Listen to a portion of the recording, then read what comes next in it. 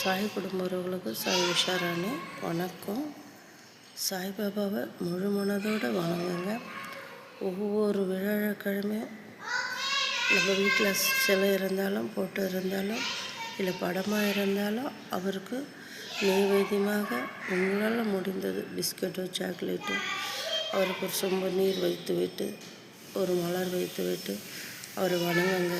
அப்படி வணங்கும்போது உங்களுக்கே தெரியாமல் உங்கள் கர்ம வினைகள் அனைத்தும் கரைந்து போகும். இதில் எந்த மாற்றமும் இல்லை. சாய்பாபா சத்தியவாக்கு. சீரடியிலேருந்து சாய்பாபா உண்மைதான் பேசுவார், வேறு எதுவும் பேச மாட்டார்.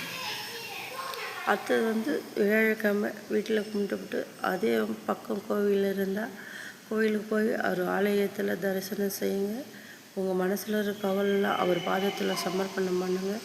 உங்களுக்கு அனைத்தும் அவர் தடைகள்லாம் விலகி வெற்றியை கொடுப்பார் நம்ம சாய்பாபா.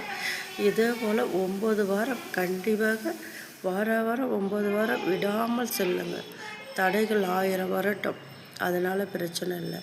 ஆனால் ஒரே முழு மனதோடு நம்ம ஆலயம் செல்லணும், சாய்பாபா வணங்கணும் சொல்லிவிட்டு நீங்கள் சாய்பாபா கிட்ட சாய்பாபா உன் ஆலயம் வரேன்னு சொன்னால் போதும். அவர் எப்படியாப்பட்ட சுச்சுவேஷனும் தடுத்து நமக்கு அத்தனை கர்மாவினையும் தடுத்து அவர் நம்மளை கூட்டின்னு போயிடுவார். கண்டிப்பாக ஆலயம் செல்லுங்க, உங்களுக்கு அனைத்து வெற்றி கொடுப்பார் நம்ம சாய்பாபா. ஓம் சாய்ராம்.